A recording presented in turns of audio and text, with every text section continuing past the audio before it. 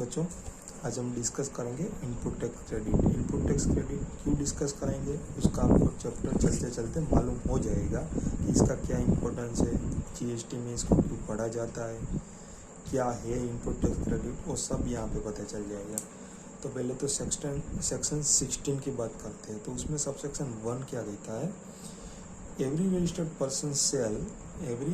Person cell subject to such condition. पहले तो registered person होना चाहिए। Subject to such condition and restriction as may be prescribed and in the manner specified in the section 49, जो 49 हम later पढ़ने वाले हैं, be entitled to take a credit of input tax credit. बराबर, input tax charge, input tax credit सब ये on any supply for goods और services of both him are used or intended to be used in the course or furtherance of his business, and the said amount shall be credited to the electronic credit ledgers of a such person. In short, एक क्या बोलना चाहता है subsection 1, क्या बोलना चाहता है, every registered person cell subject to such condition as may be prescribed and the manner in the section 49, manner specified in the section 49।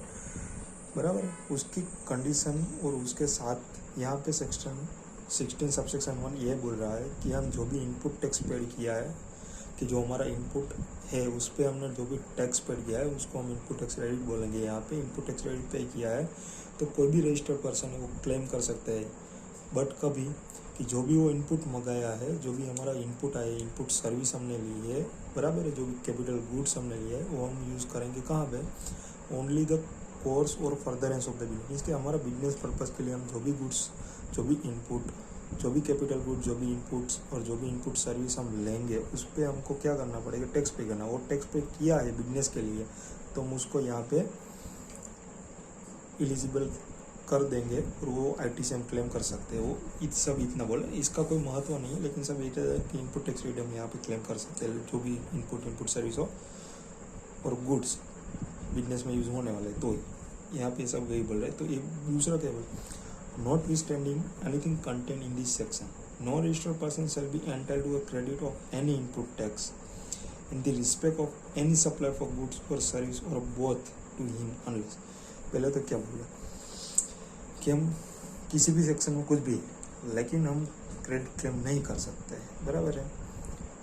Even तो पर्सन रजिस्टर्ड है तो भी, लेकिन कब क्रेडिट क्लेम करते हैं, तो बोल रहा है कि ये सब कंडीशन दी हुई है जो भी है वो हम जब तक स्पेसिफाई नहीं करते तब तक हम, जो भी फुलफिल नहीं होती ये कंडीशन तब तक हम क्रेडिट क्लेम नहीं कर सकते, बराबर है। तो कौन कौन सी क्रेडिट दी है, कौन कौन सी कंडीशन दी है, is a possession of the tax invoice और the debit note issued by supply registered under the और such other tax paying document as may be prescribe. बराबर। तो क्या बोल रहा है कि टैक्स इनवॉइस जो भी रजिस्टर्ड पर्सन है जिसने वो गुड्स मंगाया है उसके पास एक तो टैक्स इनवॉइस होना चाहिए, टैक्स इनवॉइस ना हो तो डेबिट नोट होनी चाहिए, बराबर है। जो भी सप्लाई ने इश्यू की हुई है वही, बराबर है। और सच अदर डॉक्यूमेंट एज में भी प्रेस कर, बराबर है। तो दोनों याद रखो, टैक्स इनवॉइस और डेबिट नोट, बराबर है। दो में से कोई भी एक होगा तो यहाँ पे हम कंसिडर उसको कर लेंगे। दूसरा क्या करना, यहाँ सारी कंडीशन फुलफिल करनी है बेटा, एक कंडीशन नहीं फुलफिल करनी, सारी की सारी कंडीशन जब तक फुलफिल नहीं होगी तब तक हम क्रेडिट यहाँ पे नहीं ले सकते, बराबर, ठीक है। कहीं क्या बोल रहे हैं, he is receive the goods और सर्विस, और रिसीव भी होना चाहिए, ऐसा नहीं है कि रिसीव नहीं होगा तो नहीं चलेगा, उसके पोजेशन में होना चाहिए। पोजेशन में मीन्स, पोजेशन में कभी कभी ऐसा वो होता है कि सर्विस है तो सर उसको हम पोजेशन में क्या लगे, तो उसका मतलब है हमको सर्विस रिसिप्ट होनी चाहिए, रिसीव हो गई होनी चाहिए, बराबर है। तो वो बोल रहा है कि रिसीव द गुड्स, इसके बारे में तो कुछ बोलना ज़्यादा ज़रूरी है नहीं, इज रिसीव्ड सर्विस और बोथ, बराबर। एक्सप्लेनेशन दिया है, for the purpose of the close it shall be deemed that registered person has receive the goods और एज केस में बी, बराबर, सर्विस, बराबर। एक एक्सप्लेनेशन दिया हुआ कि कभी कभी हम ऐसा भी डीम कर लेंगे रजिस्टर्ड पर्सन को गुड्स रिसीव और सर्विस रिसीव हो गई है, बराबर है। तो यहाँ पे क्या बोल रहे हैं, where the goods are delivered by supply to a recipient और any other person on the direction of a such bill to ship to model की यहाँ पे बात कर रहा है, बराबर। इवन तो हमको नहीं मिला, bill to ship to model में क्या होता है, जो भी एक रजिस्टर्ड पर्सन होता है, किसी को ऑर्डर देता है, किसी सप्लायर को ऑर्डर देता है कि वो गुड सेंड करे किसी थर्ड पार्टी को, तो उसके केस में तो डायरेक्ट सप्लायर से थर्ड पार्टी तक ही गुड मिल जाएगा, बराबर है, अथवा तो सर्विस उसको मिल जाएगी थर्ड पार्टी को। तो बी का यहाँ तो कोई सीन ही नहीं, तो बी को तो यहाँ गुड्स रिसीव नहीं हुआ है, तो ये सर हम क्या कर क्रेडिट नहीं ले सकते, क्योंकि यहाँ पे तो कंडीशन में लिखा है इज रिसीव द गुड्स और सर्विस ऑफ बोथ, बराबर है नहीं। तो यहाँ पे उसके लिए कंडीशन दी गई है, यह एक डीम्ड प्रोविज़न दी गई है कि सर गुड्स थर्ड पर्सन को रिसीव हो गया है, तो भी हम ऐसा मान लेंगे वो रजिस्टर्ड पर्सन मीन्स का जो रिसिपिएंट है, जो रजिस्टर्ड पर्सन है जिसने ऑर्डर दिया सप्लायर को on the behalf of the third person, तो उसको मान लेंगे यहाँ पे कि वो रिसिपिएंट है, तो उसको मिल जाएगा यहाँ पे bill to ship to model में, even though the goods received actually और नॉट। यहाँ पे मैं आपको प्रैक्टिकल करके ही समझाता हूँ, बराबर है, ठीक है। जो देखो बेटा यहाँ पे क्या हो रहा है, बी है वो रजिस्टर्ड पर्सन है, ए है वो सप्लायर है यहाँ पे किसी भी गुड्स और सर्विस का, और सी है वो थर्ड पर्सन। अभी बी क्या करता है कि यहाँ पे ए है, ए को ऑर्डर देता है, क्या देता है ऑर्डर में क्या देता है कि जो भी है ऑर्डर में, ये बी ऐसा बोलता है कि ए को ऐसा बोलता है सप्लायर को भी गुड्स आप डायरेक्ट सी को ट्रांसफ़र करो, मीन्स के थर्ड पर्सन को ट्रांसफ़र करो, बराबर है। यहाँ से लेके इसने गुड ट्रांसफ़र कर दिया सी को, बराबर, गुड ट्रांसफर्ड, बराबर, तो सर्विस ट्रांसफर्ड, बराबर, उस केस में भी यहाँ पे गुड्स अथवा तो सर्विस, बराबर। तो एक्चुअल में क्या होता है कि ये मॉडल में ए ने इश्यू किया बी को इनवॉइस, बी ने इश्यू किया सी को इनवॉइस, बराबर, ये इनवॉइस इश्यू कर दिया, देखो बराबर है। अभी इनवॉइस ए ने बी को इश्यू किया, बी ने सी को इश्यू किया, तो फर्स्ट कंडीशन तो सेटिस्फाई हो रही कि इनवॉइस और डेबिट नोट पोजेशन मीन्स के रिसीव्ड होनी चाहिए, लेकिन सेकंड कंडीशन तो यहाँ पे सेटिस्फाई नहीं हो रही, क्योंकि एक्चुअली बी ने तो कोई गुड्स रिसीव ही नहीं किया, कोई सर्विस रिसीव ही नहीं किया है यहाँ पे, तो ठीक है। तो इस केस में क्या होगा, एक डीम्ड प्रोविज़न डाल दी है जीएसटी वालों ने, बोल रहा है कि जो भी गुड्स ए के थ्रू कोई सी को गुड्स मिल रहा है ये सी को गुड मिल रहा है और बी ने उसका ऑर्डर दिया, लेकिन बी यहाँ पे एक्चुअल रिसिपिएंट नहीं है, तो भी हम ऐसे डीम कर लेंगे कि बी ने मीन्स के बी ने कोई डिलीवरी ले ली है, बी को गुड्स रिसीव हो गया है और हम उसको क्रेडिट अलाउ कर लेंगे, मीन्स कि ये एक एक्सेप्शन है, एक एक्सेप्शन भी लेंगे तो भी चलेगा, क्योंकि डी यहाँ पे तो कोई गुड रिसीव हो नहीं रहा है, बराबर है, ठीक है। यहाँ पे आपको समझ में आ गया, नहीं समझ में आए तो वीडियो को एक बार रिवर्स करो और एक बार फिर से देखो।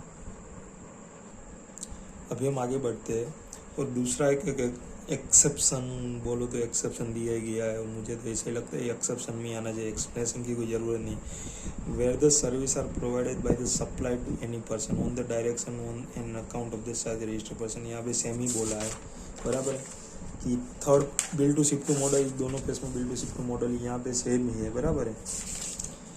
और कंडीशन सी क्या बोल रही है, सेक्शन 16 सब सेक्शन, बराबर है 2 एंड क्लोज सी क्या बोल रहा है, subject to the provision section 41 the tax charge in the respect of such supply has been actually paid to the government either in cash और in the through utilisation of the input tax admissible in the respect of said supply, बराबर। इसका मतलब क्या होता है कि हमने तो सप्लायर को टैक्स पेड कर दिया, बराबर है, लेकिन सप्लायर ने भी एक्चुअल में पेड किया होना चाहिए ना गवर्नमेंट को। जब भी वो पे नहीं करता है तो हम उसके क्रेडिट कैसे क्लेम करेंगे, इवन तो हमने भले ही उसको टैक्स पे कर दिया सप्लायर को, तो भी सप्लायर है, उसको टैक्स पेड करना पड़ेगा पहले गवर्नमेंट को, और जब भी वो गवर्नमेंट को टैक्स पेड करेगा उसके बाद में हम उसकी क्रेडिट लेंगे, बराबर है।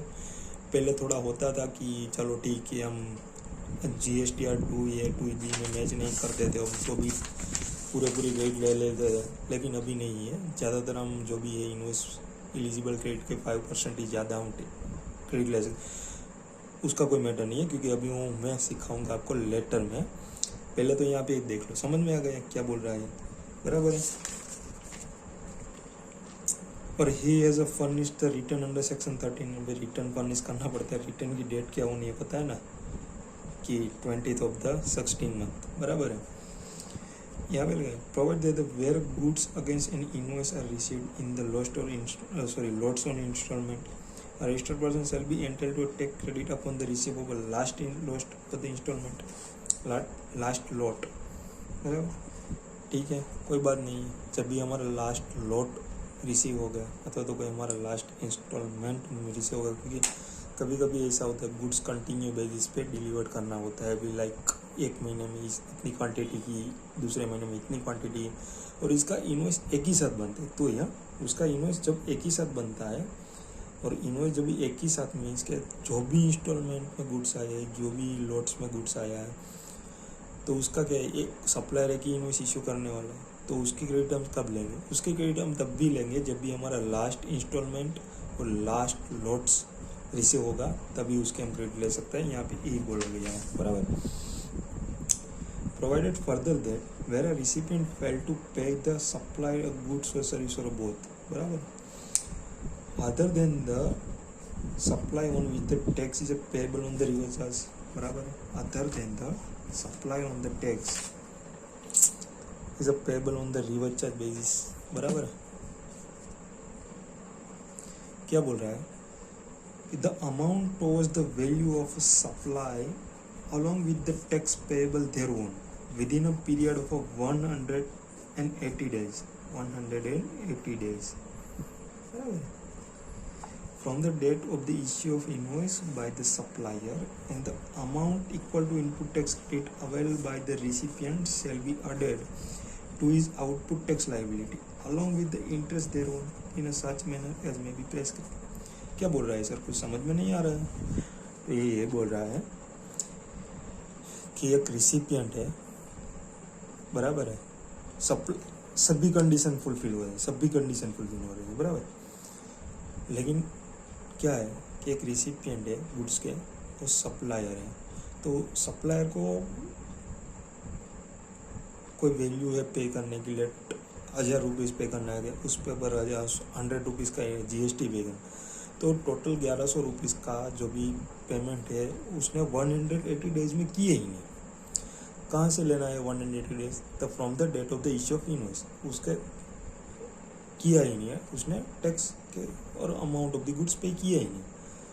तो उसमें क्या करेंगे कि वो जो भी ITCM ने जो भी मंथ में क्लेम की है, तो वो ITCM रिवर्स करनी पड़ेगी विद द इंटरेस्ट। बस यही बोल रहा है, बराबर है, दूसरा तो कुछ है नहीं, बड़ा बड़ा लिख दिया ओनली। तो with in a period of 180 days from the issue of invoice the recipient of the goods shall have to reverse the ITC with the interest of their own within a 180 days, बराबर है। यहाँ पे बात यही कर रहे हैं, from the issue of invoice. Provided also that the recipient shall be entitled to avail of the credit of the input tax on the mere payment made by him of the amount or the value of a supply of goods or both with the payable thereon, बराबर। क्या बोला है? Provided also that the recipient shall be entitled to avail the credit of the input tax on the payment made by him of the amount towards the value of a supply for goods or service both along with the payable thereon, बराबर। बस यही बोल रहा है कि ये सब provision है, जब भी सारी फुलफिल हो जाती है तो हमने जो भी टैक्स पे किया है और टैक्स पे किया है तो उसकी हम ITC ले लेंगे, मीन्स के एज अ रिसिपिएंट हम ITC ले लेंगे और हम एलिजिबल है ITC लेंगे, बराबर, कोई हमें रख नहीं सकता है। बस यही बोल रहा है। और 16 16 बराबर है। सबसेक्शन 3 क्या बोल रहा है? Where the registered person has a claim depreciation on tax component of the cost of the capital goods and the plant and machinery under the provision of the Income Tax Act 1961, the input tax credit